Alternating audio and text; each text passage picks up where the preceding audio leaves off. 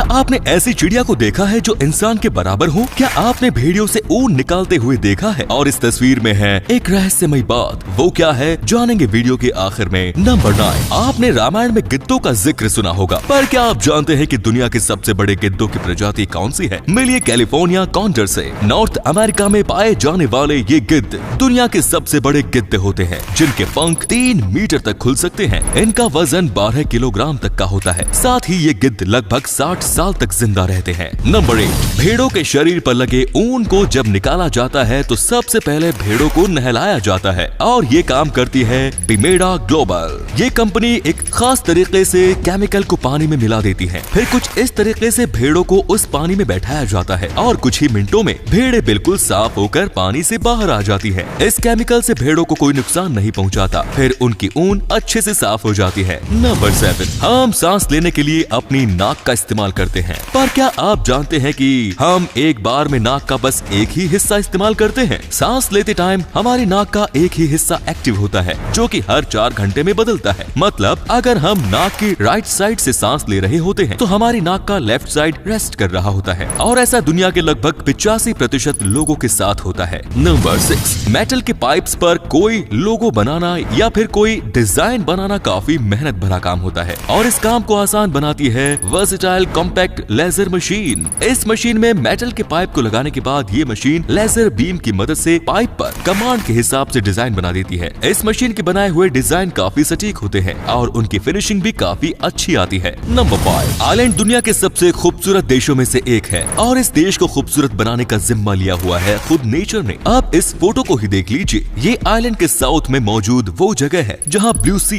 Black बीच, yellow river और green grasslands आपस में मिलते हैं। ये नजारा देखने के लिए हर साल लाखों लोग आइलैंड घूमने जाते हैं। नंबर 4, दोस्तों इंसान ने चांद पर कदम तो पहले ही रख दिया है, और अब वो वहाँ छत भी बनाने जा रहा है। यस, रशिया और चाइना मिलकर बनाने जा रहे हैं एक लूनार बेस। जिस तरह नासा का इंटरनेशनल स्पेस स्टेशन है, कुछ इसी तरह का काम इस मून बेस का भी होगा, जो अब फाइनली रशिया और चाइना मिलकर तैयार करने जा रहे हैं। चांद पर होने वाली गतिविधियों को करीब से नजर रखने से लेकर इसकी सतह पर हर वो पॉसिबिलिटी को तलाश करना इसका बेस मकसद होगा, जो इंसानों के यहाँ बसने का रास्ता बताती हो। इस मिशन को पहले अमेरिका और रशिया मिलकर अंजाम देने वाले थे, लेकिन आखिरी समय में अमेरिका ने धोखा दे दिया और रूस का ये ख्वाब कहीं ख्वाब ही ना रह जाए, इसलिए रशिया ने चाइना से हाथ मिला लिया, जो कि मिशन में फाउंडिंग पार्टनर्स है। हालांकि रशिया ने भारत को भी इसे ज्वाइन करने का प्रस्ताव दिया है, जिस पर भारत सरकार का विचार जारी है। दोस्तों आपको क्या लगता है, क्या इसरो को भी इस मिशन का हिस्सा होना चाहिए? कमेंट्स में जरूर बताएं। नंबर 3, आपने एस्किमोस के बारे में तो सुना ही होगा। रशिया से लेकर अमेरिका तक फैले बर्फीले इलाके में रहने वाले ट्राइबल पीपल, और आपको इनके घर मतलब इग्लू,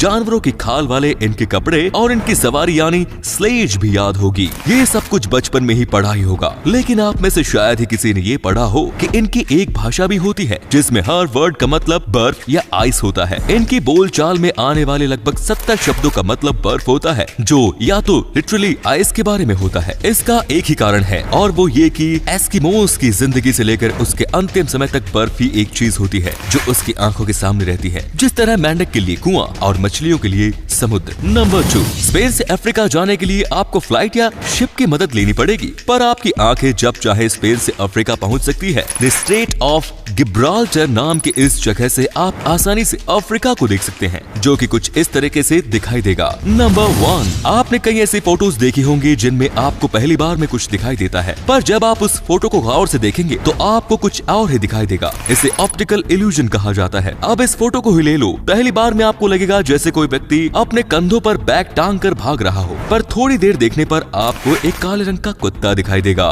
तो दोस्तों वीडियो अच्छी लगी तो इसे शेयर करना बिल्कुल मत भूलिए। आपके शेयर करने से हमें मोटिवेशन मिलता है। ऐसे ही वीडियोस लगातार देखते रहिए। धन्यवाद।